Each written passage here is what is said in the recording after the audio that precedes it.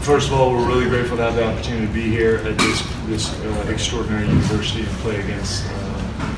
Have a chance to step on the boat with this great program. Coach Calipari and Dwayne and the whole crew have been really gracious to allow us to do that. We're certainly really disappointed with the outcome. I believe we have a really good team. I love my guys and I love my locker room.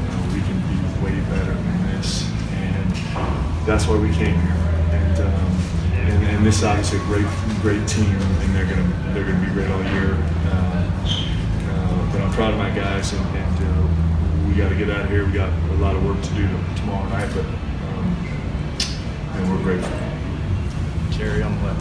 Mark, how impactful was it that the first half you guys kind of made them play a half-court game, and then in the second half they were able to get out in transition? Well, listen, I mean that's all on me. This, I'll be honest with you, we haven't spent a lot of time preparing zone yet early in the season, preparing to play offensively against the zone, and it did what it was intended to do. It made us a little more passive, and our guys don't have a feel for it, and so what happened was it wasn't transition defense, it was turnovers in the transition defense that really killed us, and that's, listen, that's just a factor of being early in this season, and we have so much growth to do, and we're going to become a way better team. But that hurt us, opening game.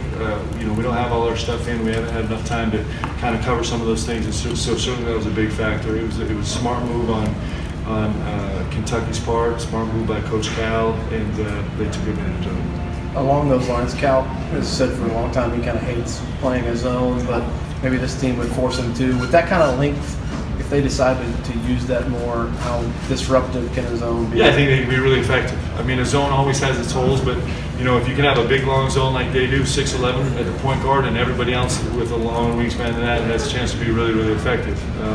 It certainly I thought was the difference in the game tonight, unfortunately for us. Brian in the back left. Mark, when you were here, you saw those types of runs as a player. Yeah.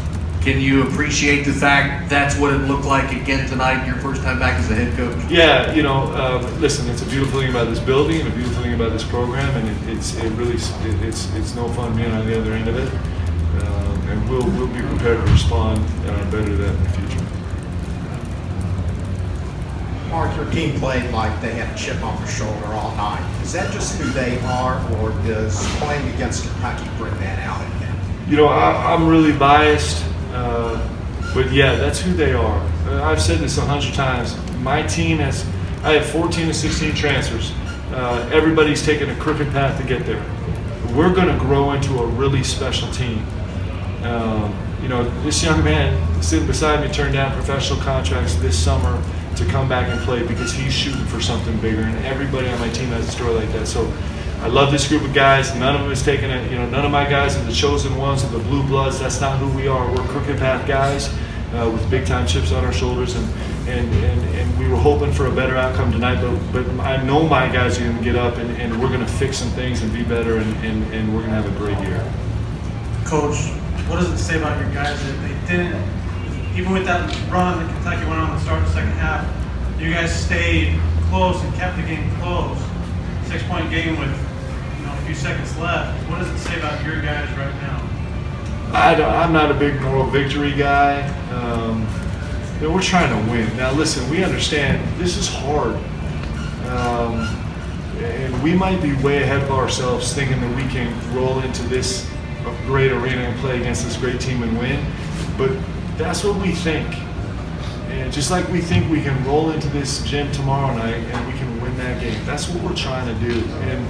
And the one focus we have is that that's where we want to be at the end of the season. I would love it if we were there right now. But the truth is my team's had 10 possessions where they practice against the zone defense because we're just not there in the season yet, right?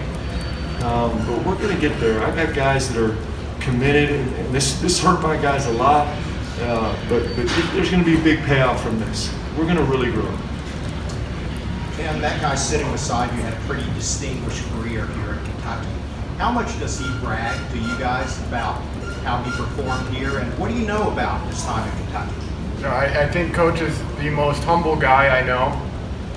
we're all looking up to him. He doesn't brag about anything ever. I have to look him up and see how good he really was because he never brags to us about his career. But we all know as a team how great he was and how much he can teach us, and that's why we look up to him. And we just can't wait. We have a lot of room for improvement. And we can't wait for the season. Mark, going back to the end of the first half, Kentucky missed its last 15 shots in the first half. Was that your defense, your offense, a combination of things when that happened? Well, I think it was probably a combination of both. Listen, Kentucky's really long, but I got guys down low that are long also and really, really battle. This Isaac Nielsen was a force in the last 10 minutes of the first half. AK was certainly making a difference with his length. The game, we had kind of taken transition out of the game a little bit, and that certainly played in our favor. And certainly Kentucky, as you guys know, is well chronicled as a young team. These kids are, Coach Calipari appropriately says they're 6 months removed from a high school team, and they certainly have a huge upside also.